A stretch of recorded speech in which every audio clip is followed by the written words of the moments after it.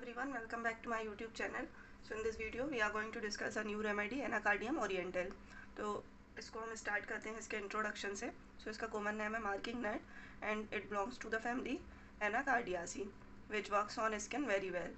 अब इसका प्रूवर है स्टाफ. इस हर एक रेमेडी में हम देखते हैं कि एक एक्टिव इंग्रेडिएंट रहता है जो कि उसके एक्शन के लिए, उसकी पैथोजेनेसिस के लिए रिस्पॉन्सिबल होता है.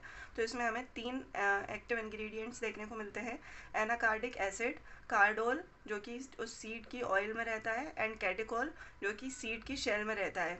ये प्रीकर्सर है न्यूरोट्रांसमीटर्स का. कैटिकोल अब न्यूरोट्रांसमीटर्स का प्रीकर्सर है, तो यहाँ से हमें एक पॉइंट मिल जाता है कि इसका एक्शन जो है नर्वस सिस्टम पे बहुत अच्छा होगा. अब ये जो है एनाकार्डिक एसिड एंड कार्डोल, इनका एक्शन कैसा है कि इनमें के अंदर कुछ प्रॉपर्टीज़ होती हैं. वो क्या है? इनमें एंटी फंगल प्रॉपर्टीज़ हैं, एंटी बैक्टीरियल प्रॉपर्टीज़ हैं, एंटी इन्फ्लामेटरी जैसे वर्क करते हैं ये, एंटी कैंसर पोटेंशियल है इनके अंदर एनाकार्डिक एसिड एंड कार्डोल के अंदर, एंड ये पेस्टिसाइड्स की तरह भी यूज़ किया जाता था एंशिएंट टाइम में. तो ये सारी प्रॉपर्टीज़ अगर इसके अंदर हैं तो मतलब इन सारी पैथोलॉजीज़ में भी ये वर्क कर सकता है. अब इसके स्फीयर ऑफ एक्शन पे अगर हम जाएँ तो ये क्या करता है? मेनली माइंड पे एंड नर्व्स पे इसका मेन एक्शन है. And apart from this it works very well on stomach, rectum and skin also. अब इसकी पैथोजेनेसिस देखें तो रेमेडी की अगर हमने पैथोजेनेसिस को अच्छे से समझ लिया तो ये समझ लीजिए कि जो मेन थीम है उस रेमेडी की वो कवर हो जाती है, और बहुत सारे सिम्टम्स भी जो है हमें पैथोजेनेसिस से समझ में आ जाते हैं. तो ये क्या करता है? डिप्रेस करता है सेरिब्रल सेंटर्स को and the organ of special senses. इसकी वजह से हमें इसके सेंसेशंस में डिले देखने को मिल सकता है, इसमें पैरालिसिस देखने को मिल सकता है. क्यों? क्योंकि सेरिब्रल सेंटर्स जो हैं उन्हीं को डिप्रेस कर दिया है. तो हमें आगे के एक्शंस भी जो हैं वो स्लो डाउन देखने को मिलेंगे. ये मोस्टली यूज़ होता है न्यूरोसिफिलिस में, प्रोड्यूसिंग ब्रेन फ्रैग. न्यूरोसिफिलिस क्या होता है? ब्रेन में इन्फेक्शन की कंडीशन. तो उससे क्या होगा? ब्रेन फेक होगा. अब एक्ट्स ऑन नर्व्स, नर्व्स पे वर्क करेगा तो नर्वस डिस्पेप्सिया देखने को मिलेगा. नर्वस डिस्पेप्सिया क्या होता है? Dys means disorganisation and pepsia belongs to pepsin. Pepsin क्या है? एक एंजाइम है, डाइजेस्टिव एंजाइम, जो डाइजेशन के लिए रिस्पॉन्सिबल है. तो डिस्पेप्सिया का मीनिंग क्या होता है कि उस पेप्सिन में कुछ पेप्सिन से रिलेटेड डिसऑर्डर्स होना, मतलब डाइजेशन जो है वो डिस्टर्ब हो जाना. तो dyspepsia, nervous dyspepsia means brain से रिलेटेड अगर डाइजेस्टिव कंप्लेंट्स आई हैं तो उनमें एनाकार्डियम ओरिएंटल बहुत अच्छा एक्ट करेगा. अब कॉन्स्टिट्यूशन कैसा रहता है? तो ये पेशेंट्स पेल फेस के रहते हैं जिनमें ब्लू रिंग रहती है अराउंड द आइज़. अब ये कैकेटिक अपीयरेंस इसे बोलते हैं, जो कि हमें नेड्रम म्यूर में भी देखने को मिलती है, और उसमें मोस्ट प्रोमिनेंट रहता है bluish ring around the eyes. इनका टेम्परामेंट देखें तो ये पेशेंट्स जो हैं हाईली इरिटेबल हैं. Slide causes make him excessive angry.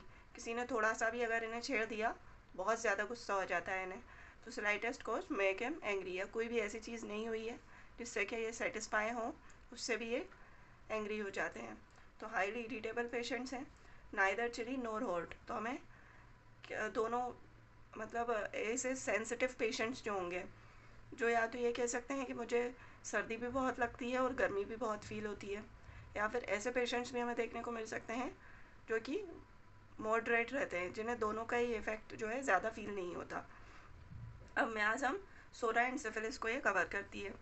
अब हम इसके गाइडिंग सिम्टम्स को अगर डिस्कस करें, को डिस्कस करें तो the first symptom which we see in the Anacardium patients, it is the all gone sensation in the stomach, comes on only when stomach is empty and it is relieved by eating and during the process of digestion.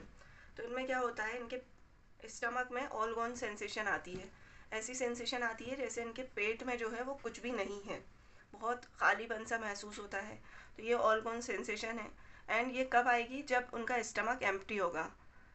उनका stomach empty होगा जब ये sensation रहेगी, and as soon as वो कुछ खाएंगे तो उन्हें उनके सिम्टम्स में रिलीफ देखने को मिलता है.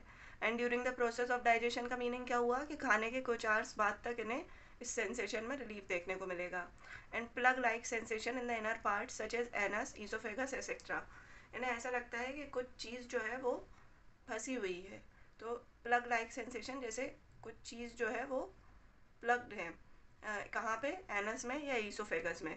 तो ये दो एक तरह से कॉन्ट्राडिक्टरी सिम्टम्स देखने को मिले हमें कि स्टमक में तो ऑल गॉन सेंसेशन है, एम्प्टीनेस वाली फीलिंग है, वहीं ईसोफेगस में एंड एनस में कैसी सेंसेशन है? जैसे प्लग लाइक सेंसेशन है कि कुछ चीज़ वहाँ पे फंसी हुई है. अब कॉन्स्ट्रक्टिव सेंसेशन ऑफ हूफ और बैंड अराउंड द पार्ट्स, ऐसा लगता है कि उनके पार्ट्स जैसे हेड, नी, उसमें कॉन्स्ट्रक्टिव सेंसेशन, जैसे कि किसी चीज़ से बांध दिया गया हो उन्हें, या वो चीज़ें जो हैं वो सिकुड़ रही हैं, ऐसी सेंसेशन आती है इनमें। कहाँ पे? स्पेशली हेड में एंड नी में। इनमें ग्रेट डिज़ायर है for stool, but with the efforts the desire passes off with evacuation, कि स्टूल की डिज़ायर तो है, लेकिन एफर्ट्स के साथ वो क्या एफर्ट्स भी करेंगे वो उस डिज़ायर को कंप्लीट करने के लिए, but the desire passes off without evacuation, कि स्टूल पास आउट भी नहीं होगा और वो डिज़ायर क्या होगी? पासेज ऑफ हो जाएगी। अब ये symptoms prone to go from right to left, मतलब ये एक राइट साइडेड रेमेडी है प्रीडोमिनेंटली, कि इनके सिम्टम्स जो हैं राइट से अराइज होंगे और लेफ्ट पे एंड होंगे। मतलब सिम्टम्स पहले कहाँ आ रहे हैं? राइट साइड आ रहे हैं, and symptoms prone to go from right to left. अब हेडेक होता है इन्हें टेम्पल्स में, वर्टेक्स में एंड ओसीपुट में। ये नर्वस हेड टाइप का हेडेक रहेगा एंड प्रेसिंग पेन रहेगा as if plug is in the inner part. मतलब वही जो प्लग की हमने सेंसेशन देखी वो इन्हें हेडेक में भी होगी। हेडेक में भी प्लग लाइक सेंसेशन रहेगी, लाइक कि कुछ चीज़ जो है वो इनके सर में फंसी हुई है। And relieved entirely when eating, खाने के बाद इनको कम्प्लीटली एम्ब्ल्यूरेशन मिल रहा है। लाइंग डाउन ऑन बेड से इन्हें एम्ब्ल्यूरेशन है, स्लीपिंग से इन्हें एम्ब्ल्यूरेशन है। इनमें पैरालिसिस ऑफ रेक्टम देखने को मिलता है, उसमें भी प्लग लाइक सेंसेशन रहेगी। रेक्टम में पैरालिसिस होने से क्या होगा कि उसमें वॉलेंटरी मूवमेंट नहीं हो पाएगा एंड स्टूल इनवॉलेंटरी पास हो सकता है। अब स्किन में देखें तो एरिसेपिलेटस इरप्शंस देखने को मिलेंगे, मीन्स एकदम रेड कलर के इरप्शंस देखने को मिलते हैं, जैसे हमें एपिस मेलिफिका के पेशेंट्स में देखने को मिलते हैं। इन द सेम वे इनमें मैलिग्नेंट टाइप के रहते हैं, वो जो रहते हैं वो बिनाइन नहीं है, अपनी जगह पे नहीं रुकेंगे, बल्कि वो जो इरप्शंस हैं वो वन पार्ट से दूसरे पार्ट में फैलते जाएंगे। ऐसे इरप्शंस देखने को मिलेंगे। येलो वेसिकल्स रहेंगे with intense burning and itching. उन वेसिकल्स में क्या होगी? बर्निंग होगी एंड इचिंग होगी। एंड पाम्स ऑफ हैंड्स पे वार्ड्स देखने को मिलते हैं इनके, स्पेशली कहाँ मिलेंगे? हैंड्स की पाम्स पे, हथेलियों पर इन्हें वार्ड्स देखने को मिलते हैं। ये एक बहुत ही पेक्यूलियर सिम्टम है।